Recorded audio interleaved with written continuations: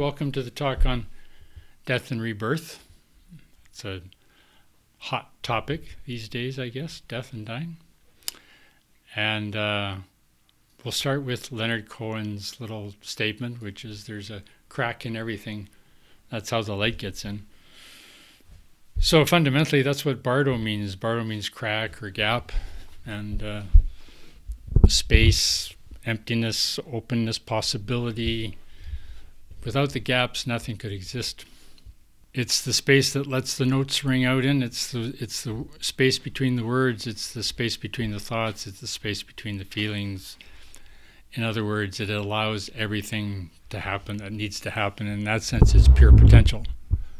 So in pure potential, you can think of an example, maybe a metaphor, excuse me. And the classic metaphor used in Bardo teachings is the child running to the lap of its mother. So I imagine not too many people out there think of death as a child running to its mother's lap. But you think of the possibilities. The child is like a birth, and the mother is kind of like the end of birth and the end of the process. So while a child is being born, ready to run, the running is the action, it's your life. You run through your life, and then at the end you fall into your mother's arms. It's a death, it's the end of something. So this idea of a baby or a child running into its mother's arms is a very classic example in Bardo teachings about the nature of impermanence, the nature of not being sure, not being confident. You never know what could happen between the baby when it starts running and it gets to its mother. You'll probably end up doing all sorts of wild things, like getting married and having kids and owing money and getting a debt and paying it back and fixing the car, and right. But this is the nature of this beast, is that it's uncertain. And insofar as it's uncertain, anything can happen. Anything is possible, and at any point in the process, the particular action could get disturbed or distracted or turned in a different way. We're never really sure.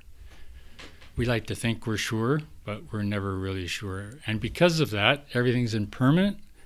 And since everything is impermanent and it's unsure, it's insubstantial. When we speak of death, we're really speaking of the nature of the insubstantial or the impermanent, or the inability to know for sure what's going on ever.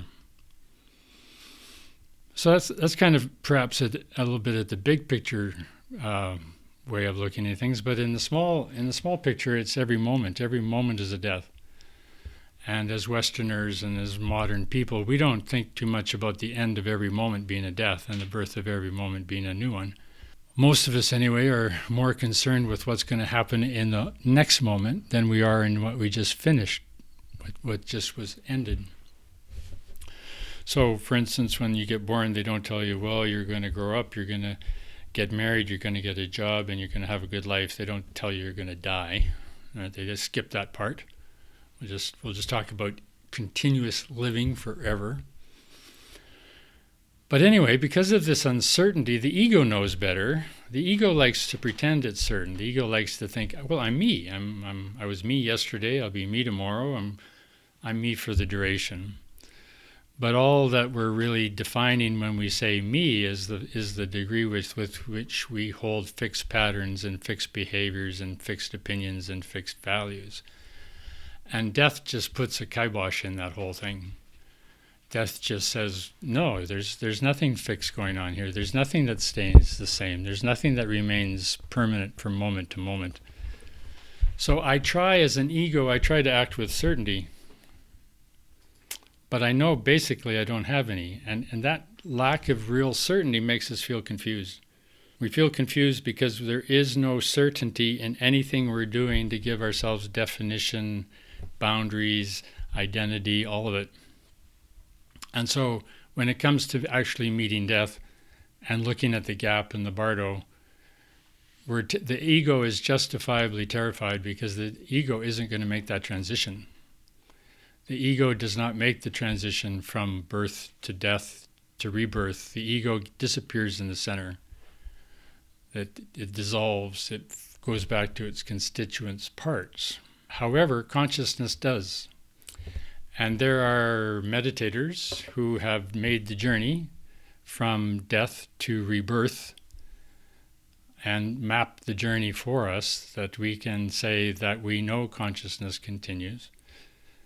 But it's not going to continue as Andy or Maya or Ruth or anyone else. It's just consciousness moves on without us, which, like I said, from the ego point of view, is the fear of annihilation, one of the four big fears. So it makes sense that if you want to learn how to navigate from death to rebirth in a salubrious and efficient and happy way, you'll want to know what's going on in consciousness that isn't within the realm of your ego, that isn't within the realm of your plans and your schemes and your hopes and your fears. You'll want to be very comfortable with that which is not you. So getting comfortable with not you means that you actually have to shut up and get quiet for a bit and drop the plans and all the activities once in a while to find out what consciousness does when you're not there. And that's what the Bardo teachings are all about. It's learning how to navigate the journey. Arguably the most secure and definitive way with which we define ourselves is in the body. So we're going to look at it impermanence. We're going to look at the nature of impermanence and change from the point of view of the body. So when you're born, the white element of the father and the red element from the mother meet, right? And the central form the central channel in the fetus, in the baby. The white father element and the red mother element remain separate for the duration of the life. These two come back together again when the life-bearing winds. Now there are 7 winds, but basically life-preserving and fire-enhancing and upward moving and downward going and eliminating, which are kind of glorified ways to tell you what your biology is doing, like going to the bathroom. That's the downward voiding wind. They don't say you're going to the bathroom. They say you are experiencing the downward voiding wind, because they're polite, I guess. So the winds go back and forth in the central channel from the forehead to the navel and below throughout your life. But when you die, the elements start to decay. So the first thing that goes are the elements of nature, the earth element, which is extension. So when you're dying, your body feels like it's crackling or breaking up. It doesn't feel like it has any integrity. The liquid element, the water element, starts to dry out, so you feel parched, thirsty. You can't really satisfy your thirst. Your digestion gets really poor. You don't have any caloricity. You don't have any fire, and that's the fire pervading wind. That wind dissolves. And lastly, of course, the breathing or the air moving wind, the motility wind. And so with that, the breath stops. So when you die, the white male element descends and the red element ascends and meet in the heart. You can experience this in meditation as a white, kind of a white sinking sun might show up in your meditation, or a red rising sun might show up in your meditation. And when the two meet in the heart, they turn black. It turns black. And that black light is like space light. So it's very peaceful, but also to the ego very scary. That can last for a couple of days, that kind of black light, where you're fundamentally unconscious, kind of like when you're in deep sleep. And then after about a couple of days, the lights separate again. It's not so much they separate as that it's like the clouds clear, and you experience what is called the clear light or the radiant light or the luminescent light. And along with all this process, with the dissolution of the earth element, you might get images of mirages. With the water element, you might get flooding rivers. And with the fire element, you get like volcanoes. And with the air element, you might get like butter lamps or bulrushes in your visions. So while you're dying, like as if you were dreaming, these images kind of show up for you. And so if you recognize these images as you're dying, you go, oh, okay, that's the earth element dissolving, that's the fire element dissolving. It's cool. We're not lost. We're not in some vast, strange hell. We're like going to school. It's like, you get up, you carry your books, you go to school, you get to school, you go to school. So this process now becomes much less scary, much less problematic. Also, you might get sounds. So curiously enough, the Tibetan orchestra is kind of based on all the sounds you get in the Bardo. So there's bells and trumpets and horns and what am I missing? Drums and cymbals. And these are all sounds that can happen on the interior plane as well. Now, we would argue that everything you see in life, including your favorite rock band, actually discovered everything they knew about everything in the Bardo. They were kind of in the Bardo, and they were getting like cymbals and drums and stringed instruments and guitars. And they came out and they wrote music about it, whether it's Beethoven or the Beatles. But these are signs that the outer elements are dissolving on you. Now, once the breath stops, which is at the dissolution of the four elements, and the breathing stops, you're dead. From a clinical point of view, you're dead. The consciousness, the body's no longer breathing. It's beginning to start to decay. But your consciousness is still there, and consciousness is still functioning. And what the consciousness does now is looks around for where it is and what's going on. It kind of comes back awake, and it says, well, like, where am I? What's going on? What's happening? Am I in a dream? Is this a dream? And it'll turn to it. Maybe your son or your daughter or somebody is there, and you're dying, and the parent, the dead person, will turn to the son. Andy, hi Andy, I'm here. Andy doesn't hear, or Maya might reach out and try to touch somebody, but they don't feel it. They're not there and then it finally dawns on you, you're dead. I'm not dreaming. Nope, I'm not here anymore. I'm kind of dead. And at that point, the consciousness panics, typically. And the consciousness panics because it now is in what they call an illusory body. It's like a dream body. And you know how much control you have over your dreams, right? Not a lot. So same too, in the illusory body, you're all over the map. So consciousness runs helter-skelter all over the place, looking for some place to go, some sort of direction, some sort of whatever. And you run into what they call the three abysses. And the three abysses are basically run on previous karma. So whatever karma you had coming in, there's the so-called black abyss, which is a kind of a dullness. You're not sure what to do with yourself.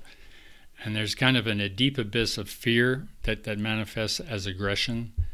And there's a kind of another vast abyss of desire, which says, well, anything, give me anything. Pizza would do, popcorn. I don't know, what do you got? You got wine? Do you have something out there that I can use to kind of just hang on to while I go through this dissolution of everything?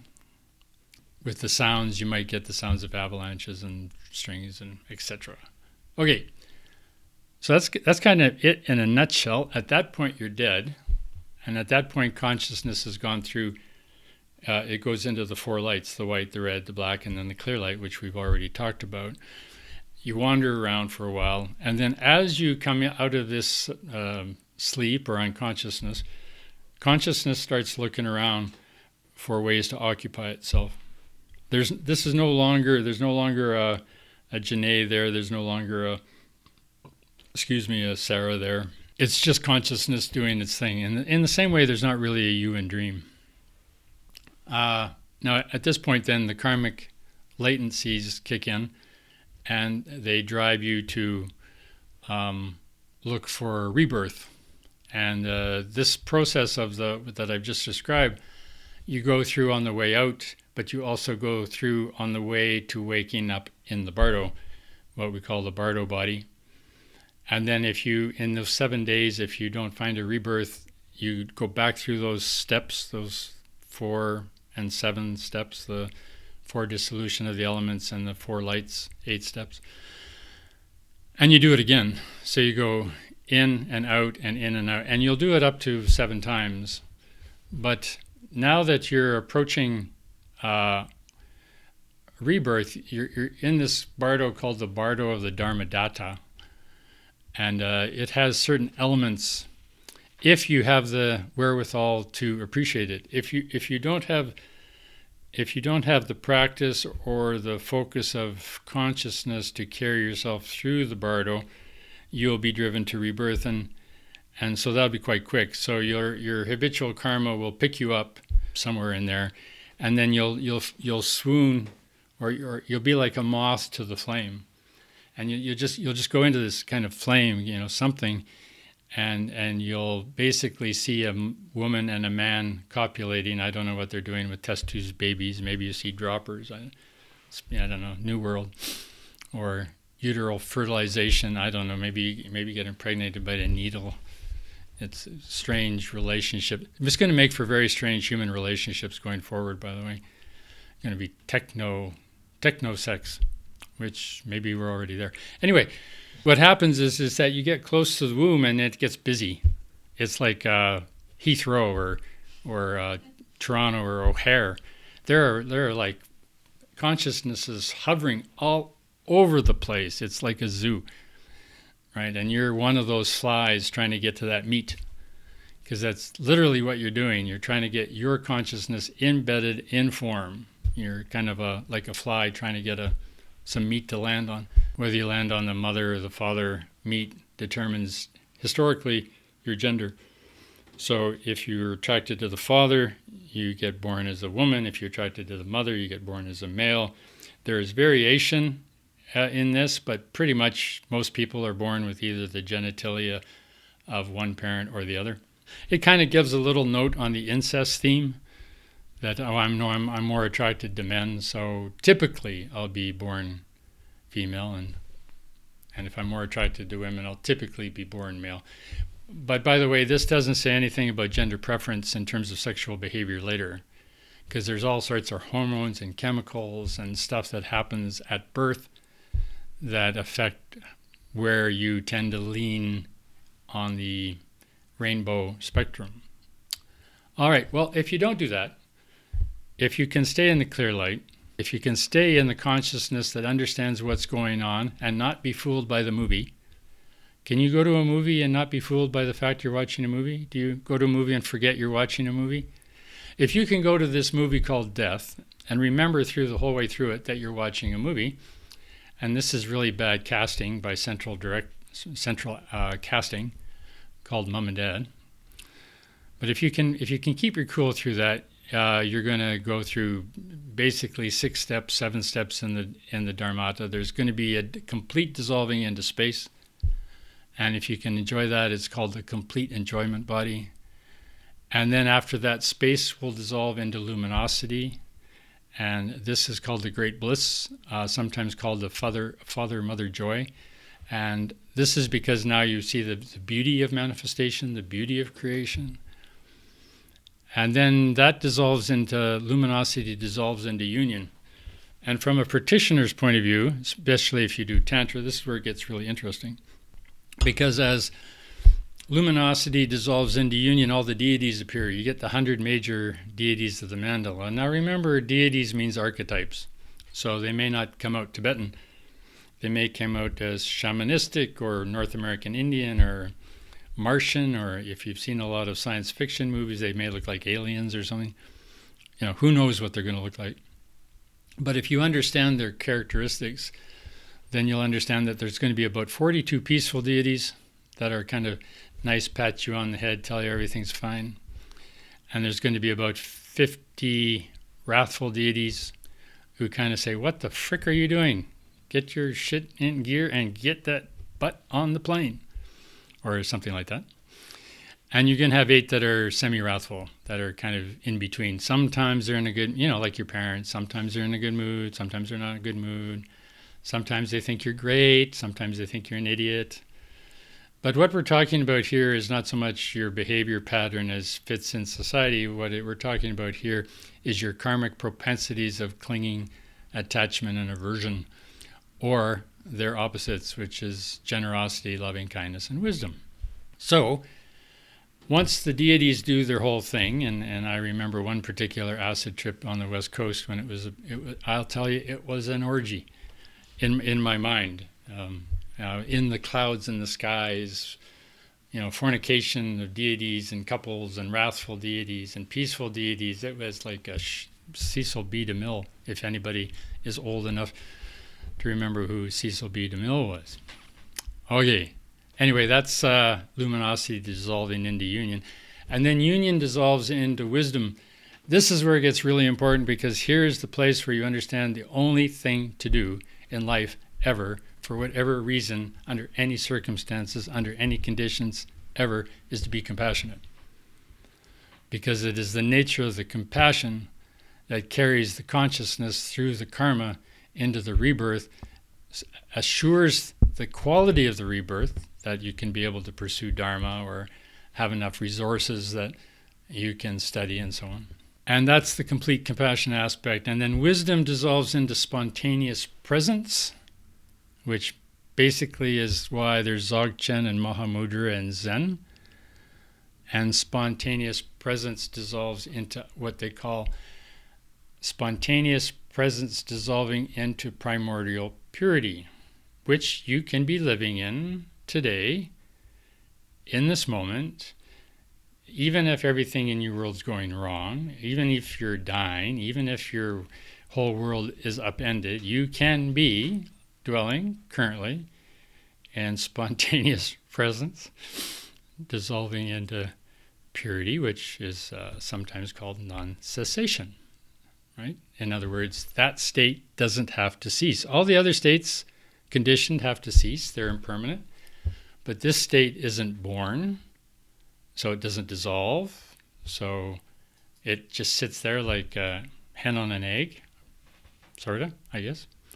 Then once the red element of the father and the red element of the mother get together, sex, and she gets pregnant, they get pregnant, I guess, then consciousness swoons, goes back through those 8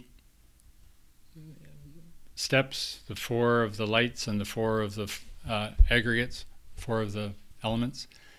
And again, you swoon out, and the next thing you know is you've awakened in a womb. Now, of course, you're not there, because consciousness is there, but not you. So what realm we're born into is determined by our karma and our dominating passion.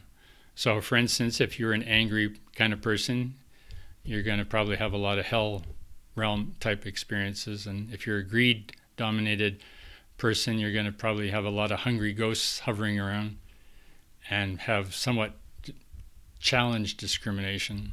If you're mentally undeveloped, you'll have a pretty good life probably, but you'll be in the God realm.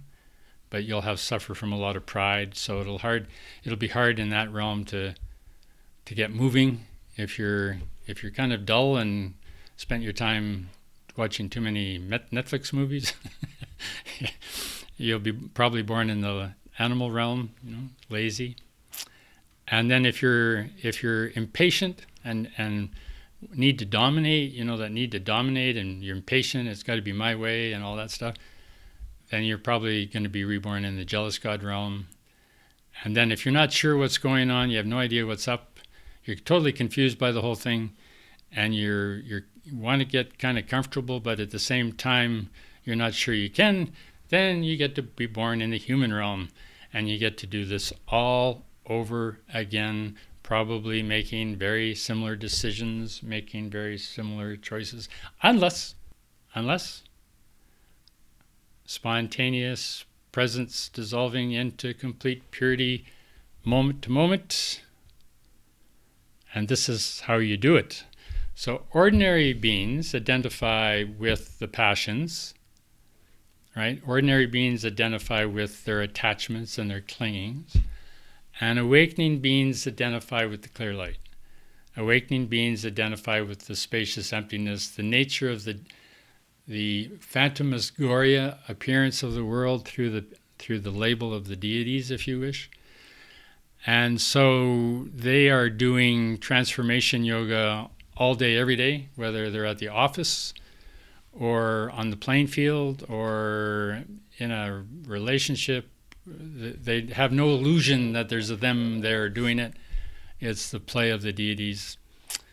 And so then with this kind of understanding, the bodhisattva has the power to go in and out of form seamlessly, because they don't get fooled or misinterpret the nature of the illusion to think that it's going to produce a fixed, reliable, consistent sense of me ever. Cool. And that's it in a nutshell. How do we know all this? Well, the Bardo of meditation, which you can do in this lifetime now, you can do this today. You can start today. The Bardo of meditation reveals it all.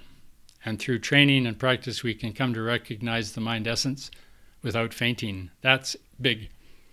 You want to be able to go through this without fainting if you can. But even if you do faint, you want to be able to wake up fast. So in meditation, that is not swooning from the end of one thought or feeling into the next, you've got a good shot. So you know how you're meditating and a thought will end and you won't notice it and you'll be in the next thought, or you'll have a feeling and you won't notice it and you'll be in the next feeling? In that moment, you fainted. So you want to really try to see the end of things. That's the Bardo meditation on death. You want to try to see the end of something and the space before, the gap, right, the Bardo, before the rising of something else. And that will help train you for death, to remain in a good state no matter what. And then the recognition of pure perception, abiding where there's no abiding, stability, that's the wisdom mind, knowing where you're putting your refuge, and the recognition of pure perception, those three, pure perception, abiding where there's no abiding, and wisdom mind, as easy as snapping your finger 3 times if you don't let yourself be fooled by everything.